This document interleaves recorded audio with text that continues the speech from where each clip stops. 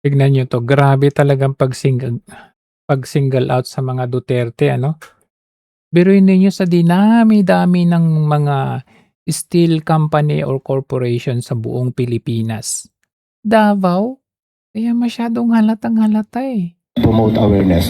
And what will happen to the next generation if kung yung Wow! epekto ng radiation na yan ay pangmatagalan? Wow, radiation. Sinalakay ng mga tauhan ng Presidential Anti-Organized Crime Commission o PAOK at National Bureau of Investigation ang Wow. paggawaan ng umano'y substandard na bakal na Davao Mighty Steel Corporation.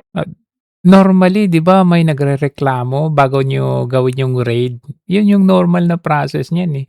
Biglaan ninyong sinalakay, alam niyo kung bakit? Kasi meron silang talagang purpose, ano 'to, eh, fishing na 'to, fishing expedition. Kasi biruin ninyo, 13 years na po itong operating.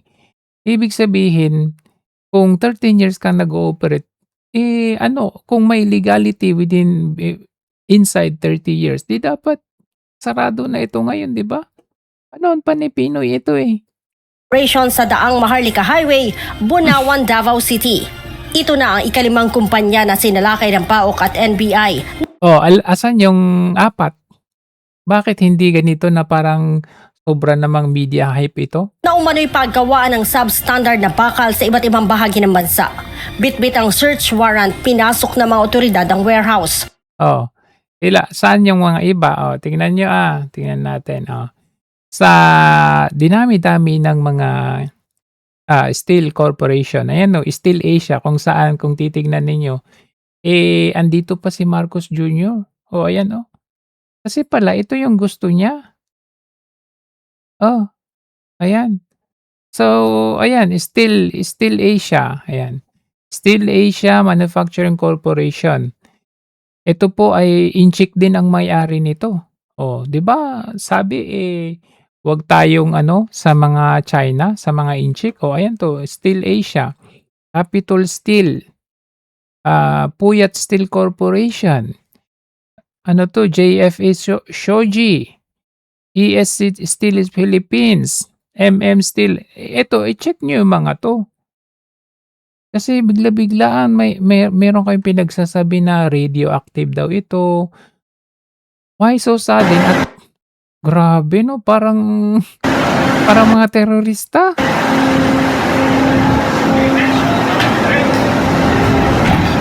Alam mo yung tipong nananahimik na nagtatrabaho yung mga tao diyan, biglang may sasalakay na ganyan na akala mo naman merong isang engkwentro ng terorista.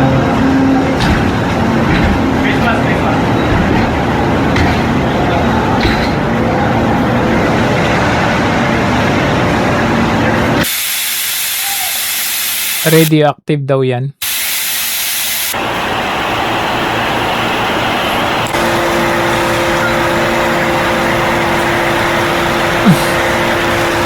Chine-check daw yung level ng, radioactive. Sa tinagal-tagal nilang nagtatrabaho diyan, 13 years na po 'yan. Nuclear Kawawa naman 'tong mga mawawalan ng trabaho na naman dito. search warrant dito sa building ninyo, dun sa planta, dyan sa storage, Bakit ka naka-mask? at dito sa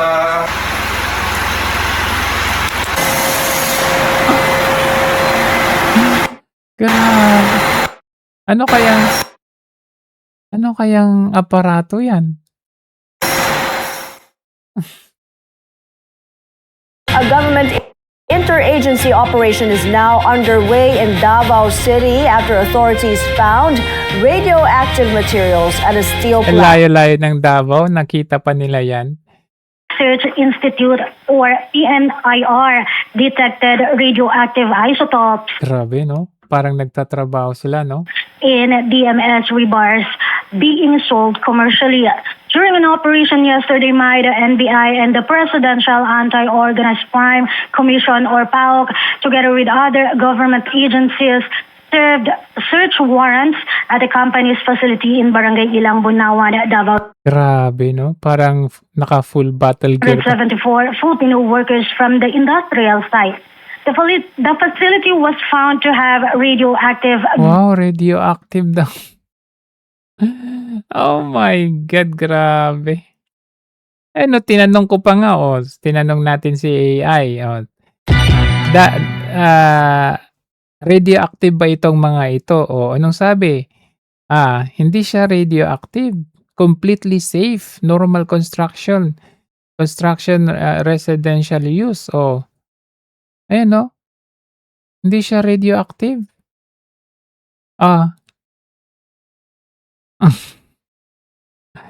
Scrap metal recycled comes from various metal structures, very rarely discarded industrial or medical equipment containing radioactive sources, accidental mixes with scrapyard.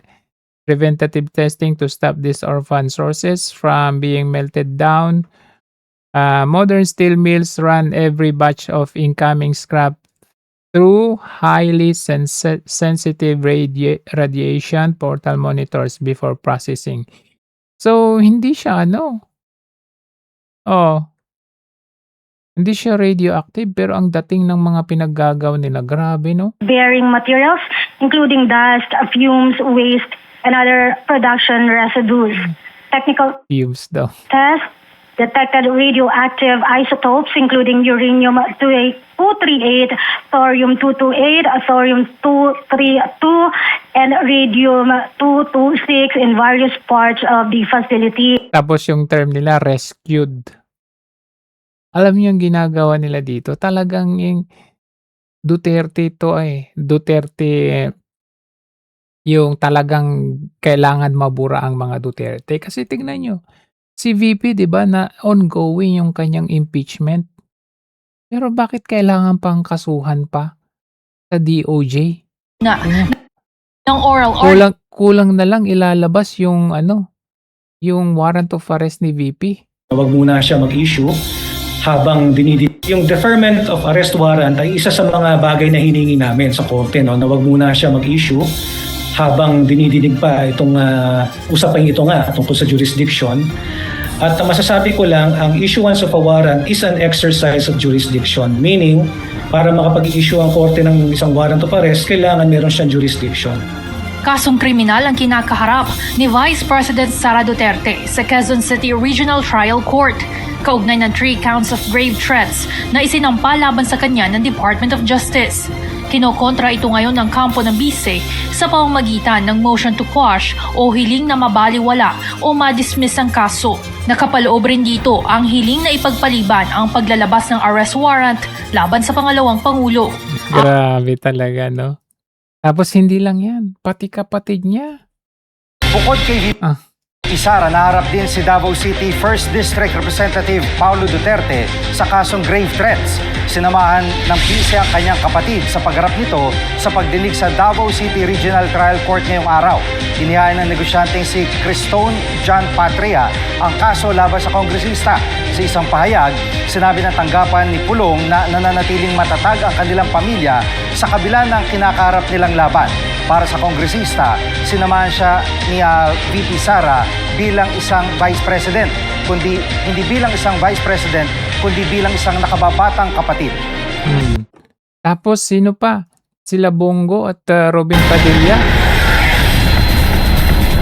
Humirit din umano ng mga proyekto sina Senators Robin Padilla at Unbelievable talaga ang administrasyon. Bongo. Yan ang laman ng testimonya ni former DPWH Secretary Manuel Bonoan sa Sandigan Bayan, kung saan nabanggit din ang tinatawag na leadership funds ng mga senador.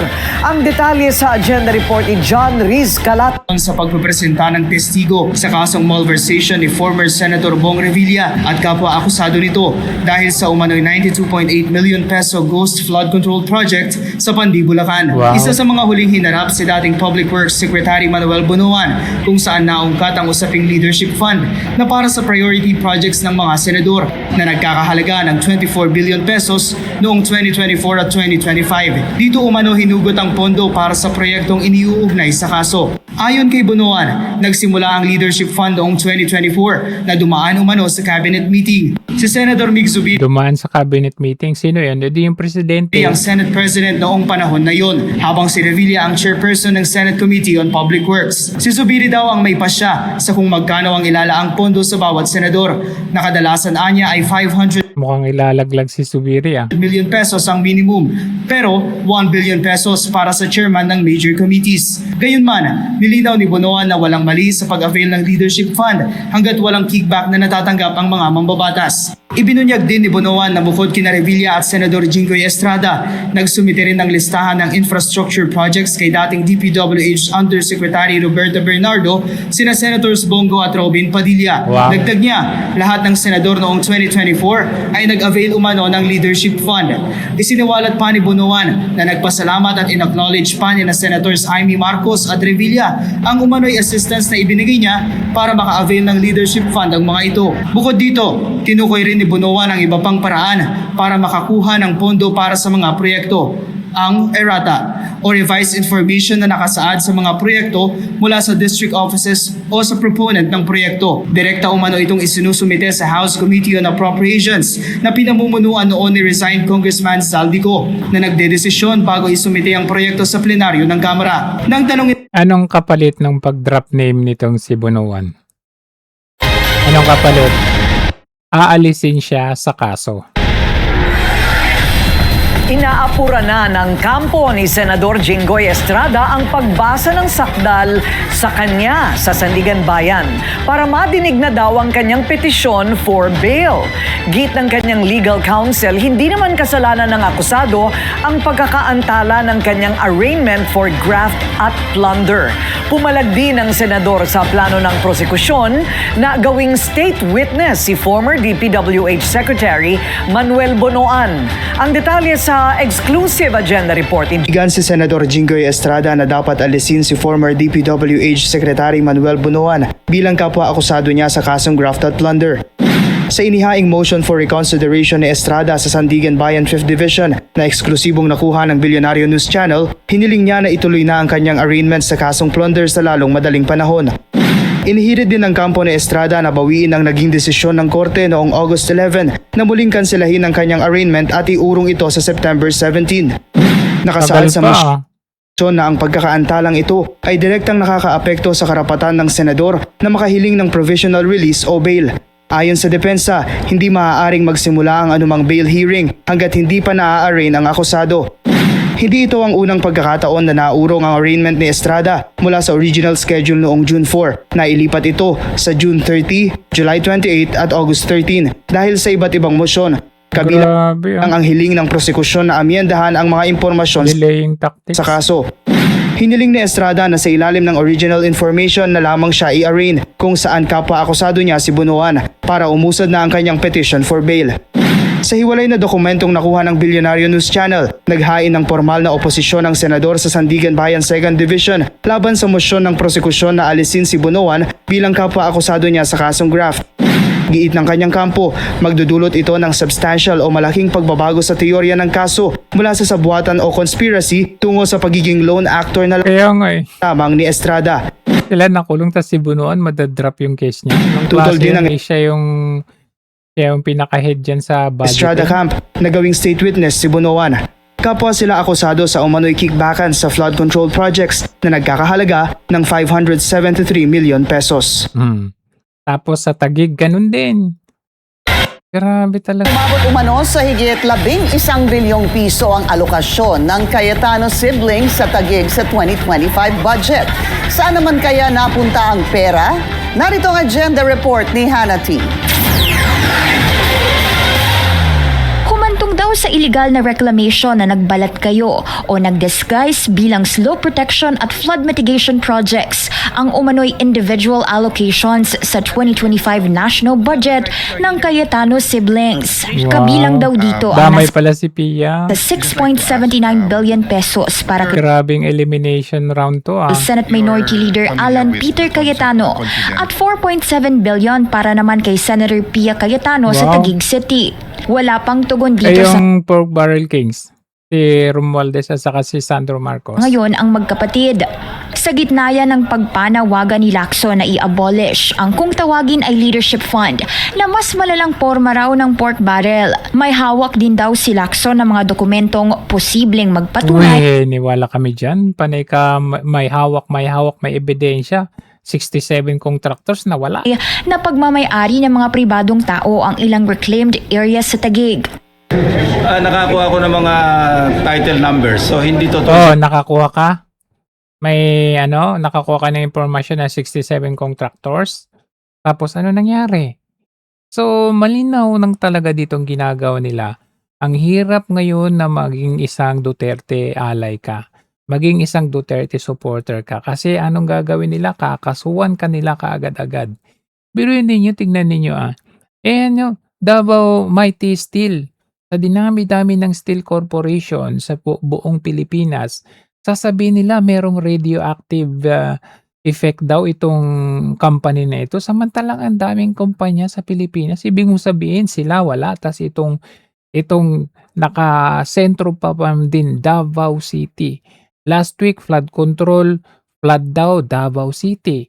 O binaha buong Pilipinas. O, ang dami. Panay sila Davao, panay mga ganito, ganyan. Panay Davao, panay Duterte. So masyadong napakahalata talaga ang gusto nilang gawin. Eliminate lahat ng mga Duterte.